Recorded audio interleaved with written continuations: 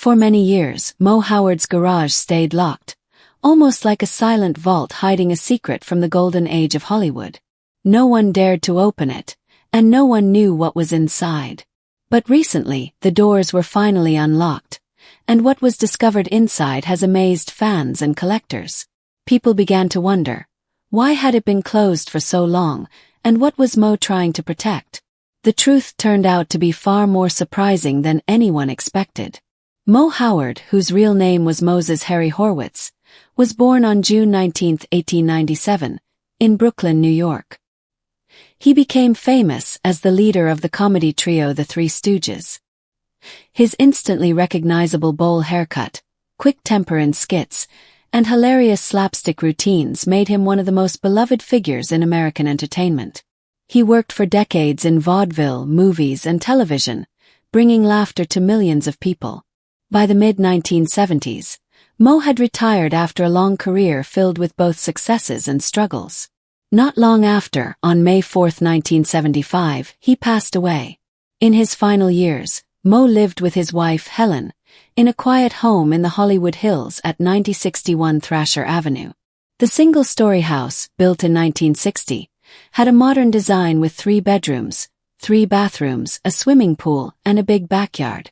The property was over 27,000 square feet, offering privacy from the busy city. Behind the main house was a separate garage, one that people rarely talked about. Unlike a normal garage, it wasn't used for cars or tools. After Moe's death, the garage was sealed shut. Some say Moe himself asked for it to be closed permanently, while others believe Helen made the decision after he passed. Either way, no one entered it. When Helen also died just a few months later, in October 1975, the garage stayed locked. Over the years, different people owned the house, but the garage door was never opened. It became a quiet mystery. What could possibly be inside? Finally, after nearly 50 years, the lock was turned, and the door creaked open. A cloud of dust swirled into the sunlight. The air inside was dry and still, and everything looked exactly as it had the day it was sealed. It was like stepping back in time. Before revealing the contents, it's important to understand why Moe's family may have decided to keep it closed.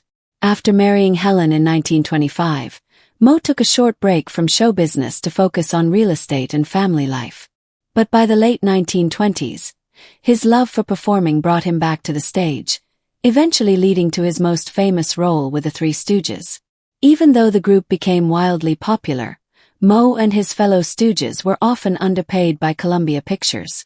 In the 1930s, they earned about $7,500 for each short film, split equally between them, meaning Moe got around $2,500 per short, spread out over the year. That came to about $20,000 a year for each Stooge, which was modest compared to the massive success of their work. To make matters worse, they didn't receive any residual payments.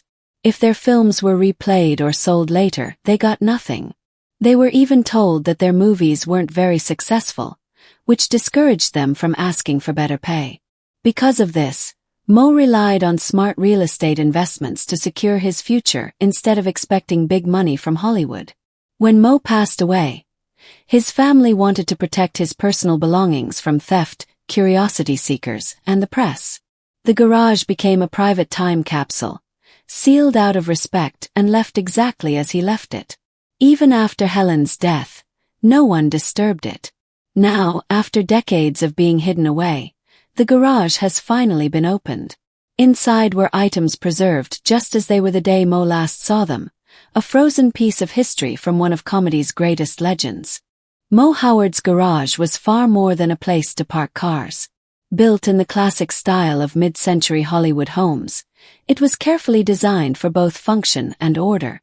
The smooth concrete floors were strong enough to hold heavy vehicles while staying resistant to wear. Along the walls, built-in shelves offered space for tools, manuals, and spare parts. A workbench suggested that Moe, or perhaps someone in his household, used the area for small repairs or to neatly organize car-related items. Inside were 2 remarkable vehicles. The first was Moe's 1952 Cadillac Series 62 sedan. This car was more than just transportation. It was a symbol of post-war American elegance. Powered by a 5.4-liter V8 engine producing around 190 horsepower, it combined strength with a smooth, refined ride. The design featured wide bench seats, chrome finishes, and a timeless body style that spoke of quiet sophistication. Moe's choice of this Cadillac wasn't about showing off. It reflected his appreciation for comfort, grace, and quality craftsmanship. The second car was a 1967 Cadillac Sedan DeVille, which Moe used in his later years as his daily driver. Longer and lower than earlier models, it carried a more modern look for the time, with sleek body lines, wraparound side windows, and extended chrome accents. Inside, it was a space of quiet luxury.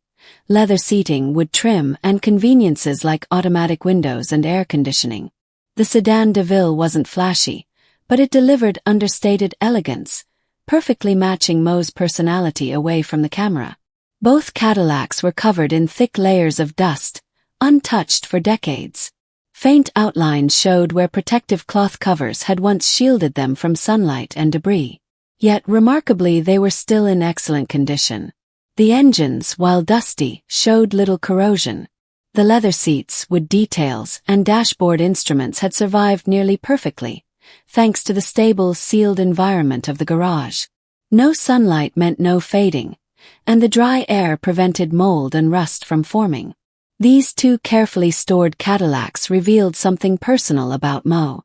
They reflected a man who valued his possessions not out of vanity, but because he respected quality and took care of the things he owned. He didn't choose sports cars or exotic imports. He chose dependable, elegant, well-made vehicles that suited him perfectly. But the cars weren't the only surprises in the garage. Just beyond them were rows of sealed boxes, neatly stacked crates, and archival storage bins. They weren't placed randomly. Everything seemed organized with purpose, as if Moe had been preserving something important. Some boxes had faded handwritten labels, while others were unmarked, adding an air of mystery. The crates resembled those used for storing memorabilia, fragile props, or valuable documents. Given Moe's long career in entertainment and his deep connection to the Three Stooges, many believe these boxes may contain a treasure trove of history. Personal artifacts, studio items, rare photographs, scripts, costumes, or even unreleased material. Although no complete inventory has ever been revealed, the possibility that they hold priceless pieces of Hollywood's past is enough to keep the curiosity alive. One example of the treasures linked to Moe Howard came to light when his original 1942 Columbia Pictures identification card appeared in an auction. This wasn't just a pass to get into the studio. It was a small but important piece of Hollywood history. It represented Moe's place in the film industry during the height of the Three Stooges' success. The card eventually sold for $11,858, showing just how valuable such personal artifacts can be to collectors. Another prized item connected to Moe was a handwritten story outline for Punch Drunks, one of the most famous Three Stooges shorts. The yellowed pages were filled with edits, penciled one-liners, and notes in the margins. These details revealed Moe's sharp comedic mind and his active role in shaping the group's routines.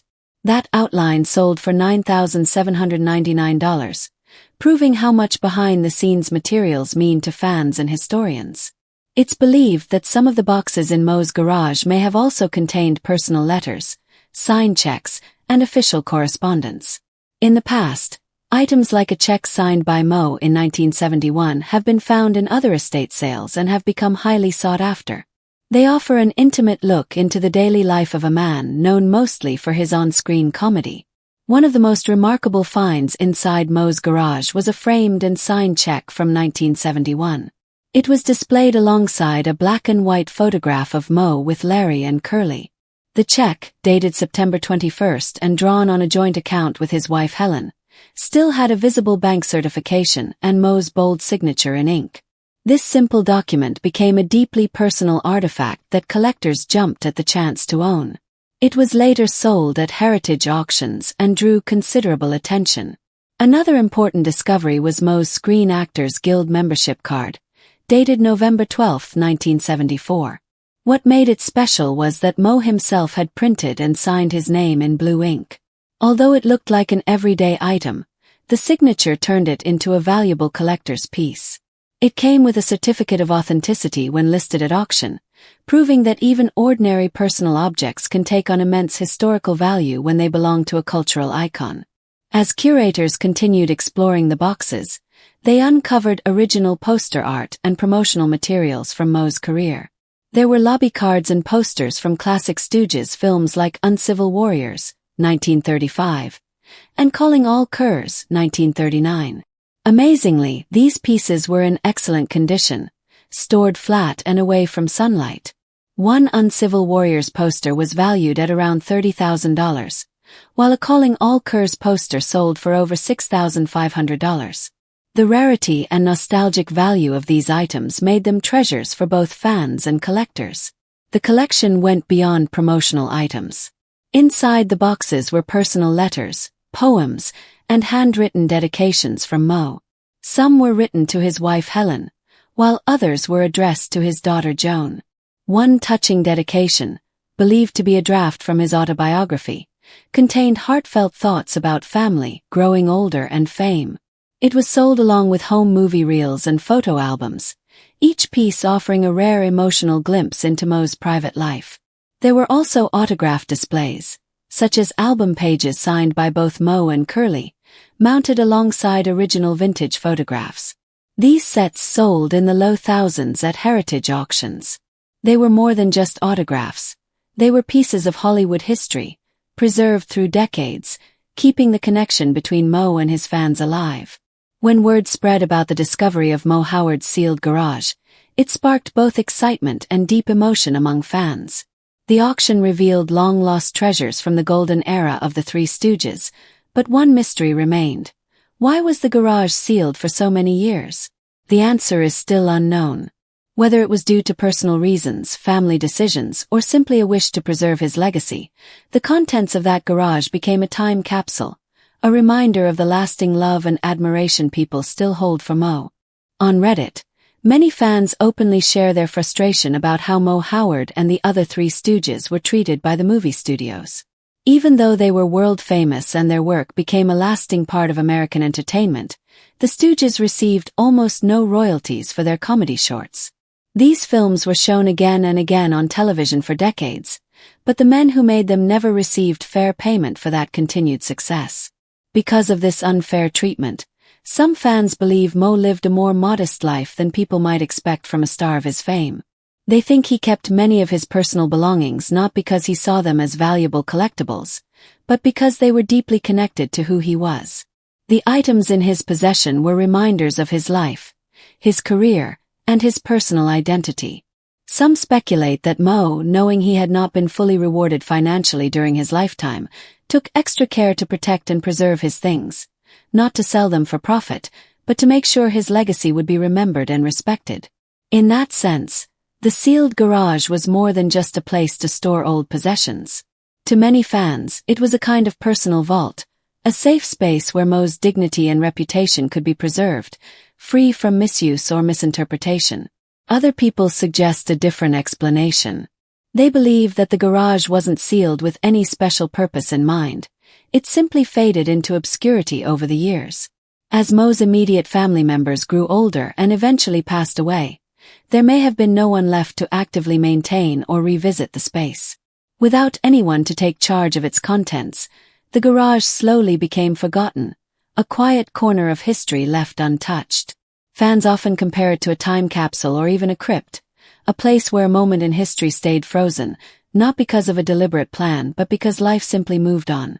To his fans, Moe Howard was much more than just a comedian. He was a symbol of joy during difficult times, a reminder of childhood laughter, and a shining figure from the golden age of slapstick comedy. Many describe him as a comedic genius, a loyal family man, and the true heart of the Three Stooges. For people who grew up watching him on screen, the sealed garage is not just a room filled with memorabilia. It's a shrine to the man who helped shape their happiest memories. Moe's legacy stretches far beyond the famous bowl haircut and the eye pokes that made him a pop culture icon. He wasn't just the head stooge. He was the backbone of the trio, the driving force who kept the act alive through changing times and difficult challenges in the entertainment business. His life story is one of determination, sacrifice, and an unshakable belief in the power of laughter. Moe's journey began far from the bright lights of Hollywood. Born Moses Harry Horwitz in Brooklyn in 1897, he grew up in a working-class Jewish family.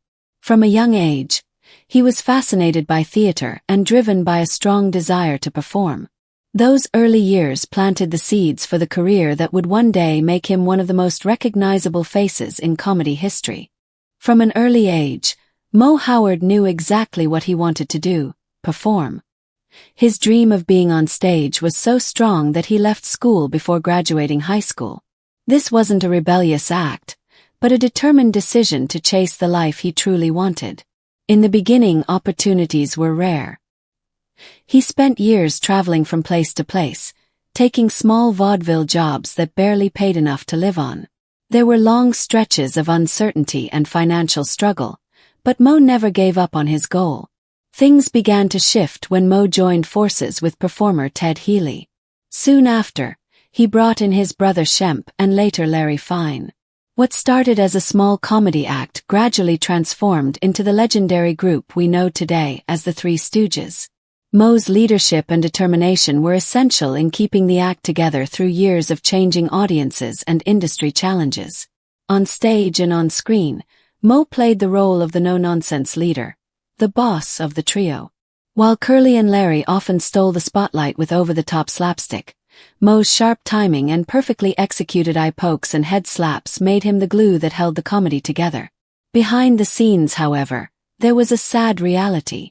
Despite their incredible popularity and the enormous profits their work generated for studios, the Stooges were never fairly compensated. They received no residual payments for the countless reruns of their shorts, which have since brought in millions. Moe, who was practical and smart about money, lived a modest life despite his fame.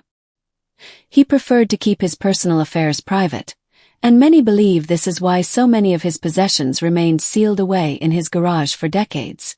Whether to protect his family's privacy or to make sure his legacy was preserved on his own terms, Moe seemed to guard these personal items carefully.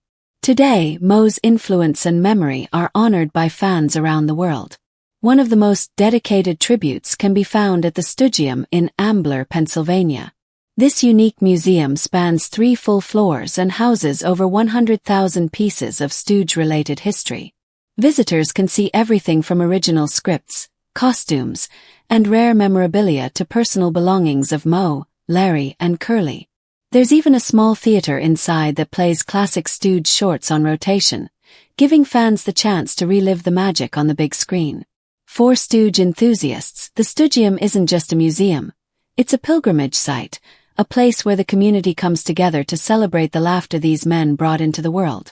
The love for Moe and the Stooges was felt deeply in July 2025, when a historic Howard family reunion took place near Los Angeles. For the first time in public, descendants of Moe, Curly, and Shemp gathered together to share memories, give speeches, and honor the original Stooges. Fans were moved to see younger generations of the family expressing a commitment to keep the legacy alive, not just as entertainment history, but as a set of values rooted in humor, resilience, and connection. Moe Howard left behind far more than a collection of funny routines. He left a living legacy, a reminder that passion, determination, and a love for making people laugh can shape culture for generations. His journey from a struggling vaudeville performer to one of comedy's most iconic figures is proof of how perseverance can turn dreams into something timeless. The discovery of his sealed garage years later adds another layer to his story. Were these personal treasures meant to give fans a deeper look into his private world, or were they things Moe hoped would remain hidden forever? The answer may never be known, but what is certain is that every item found only strengthens the bond between Moe and the people who still cherish him today.